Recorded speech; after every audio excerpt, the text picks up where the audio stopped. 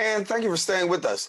The Tourette Syndrome of America is a not-for-profit organization that's actually dedicated to making life better for all individuals affected by Tourette as well as tic disorders.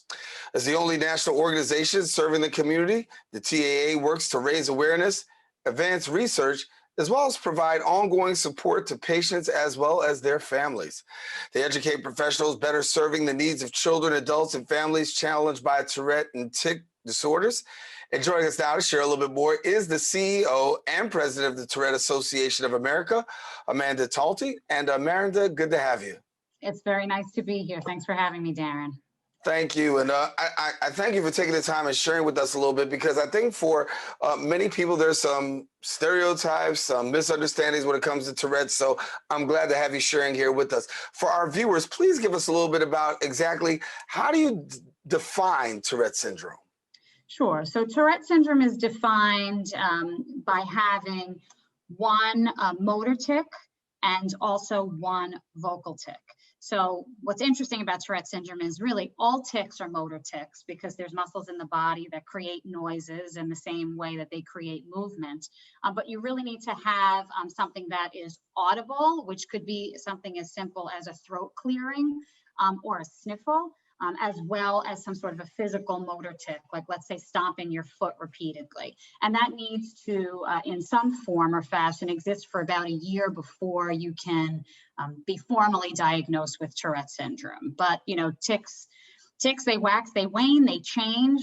So it can often be very hard for families and individuals to get that official diagnosis. Mm-hmm. And so when you have a tic disorder and you have Tourette syndrome, a lot of people ask questions about treatment. How do you go about treating and dealing with Tourette's and tic disorders? So there are a number of ways. You know, there's of course some medicines available for the treatment of it. There's about 3 medications that are, you know, currently approved and on the market for the treatment of Tourette syndrome. However, those are often ineffective. So what has been found is there is a behavioral intervention that was recently recommended by the American Academy of Neurology as a first-line treatment, and that's called comprehensive behavioral intervention for tics.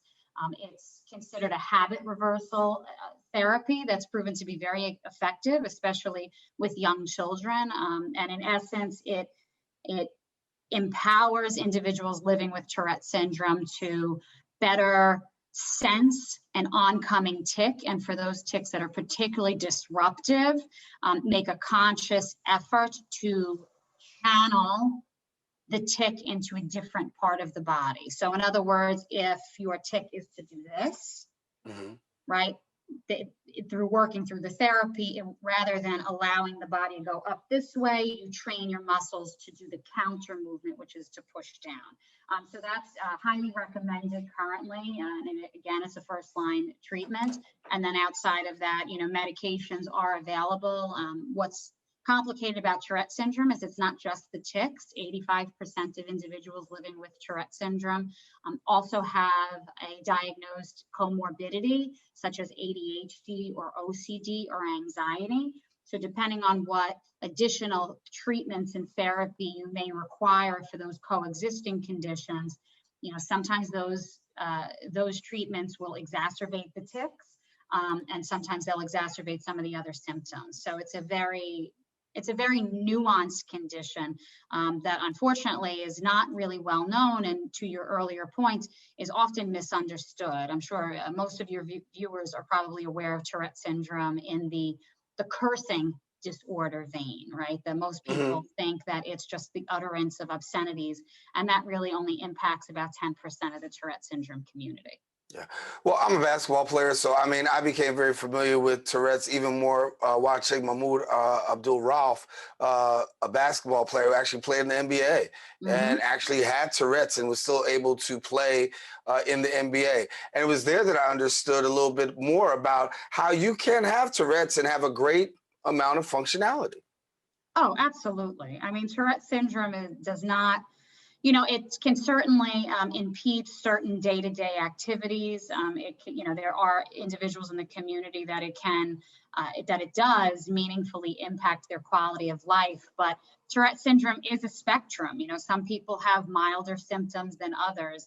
And I think, there are many people who function quite well, or many celebrities that function quite well with Tourette syndrome. Dash Mihawk, who is a very famous actor, Tim Howard, famous soccer player, Billie Eilish, who many people now know, award-winning, Grammy award-winning music artist, Jamie Grace. There are so many notable individuals in the Tourette community who, despite their tics, despite their co-occurring conditions, have really been able to do incredible things. And we at the Tourette Association really embrace the resilience within the community.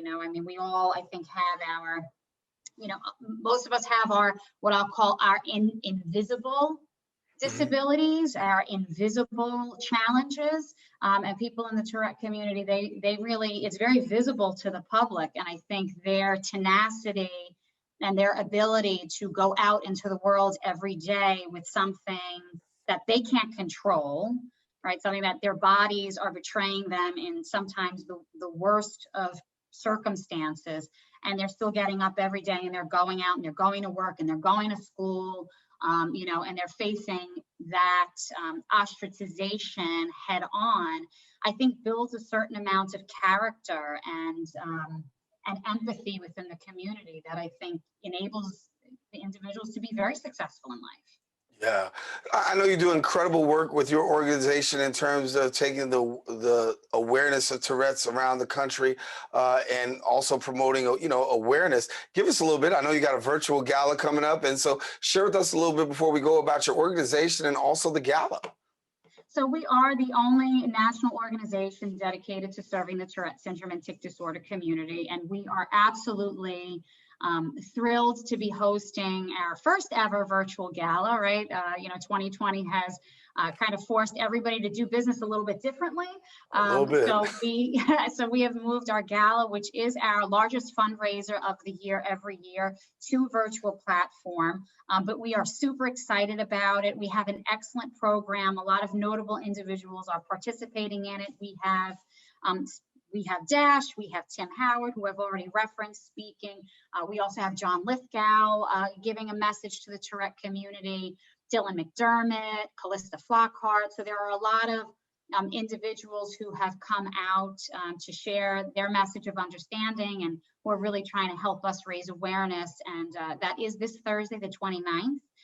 If anybody's interested in attending, we have tickets. They're currently available. And you can visit our website, tourette.org/gala, GALA. And you could go there and learn more about the event. And I hope everybody will dial in. It's really, we're doing it from the comfort of our homes this year, right?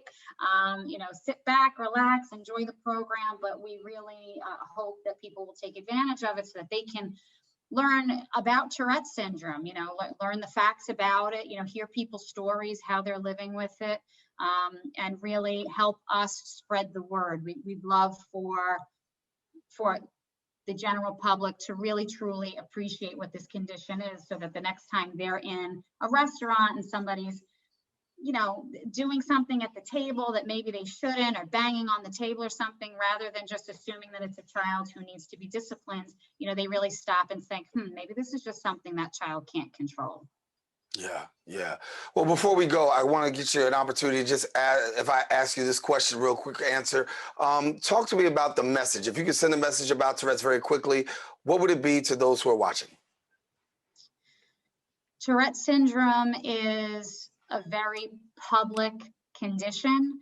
The people who are living with it, they can't control it. It is involuntary, the movements and the sounds that they make.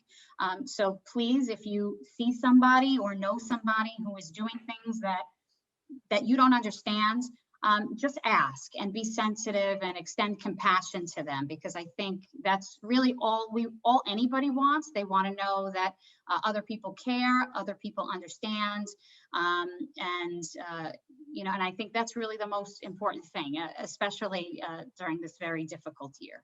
Yeah, Amanda, thank you so much for the time, the awareness, and making people a little bit more aware about all that goes on with Tourette syndrome, and most of all for the great work that you do. Thank you. Thank you. Thank you for having me. All righty. Well, we do have more show. We want you to stay with us. Daren Jaime here with you. We'll have more open when we return right after this.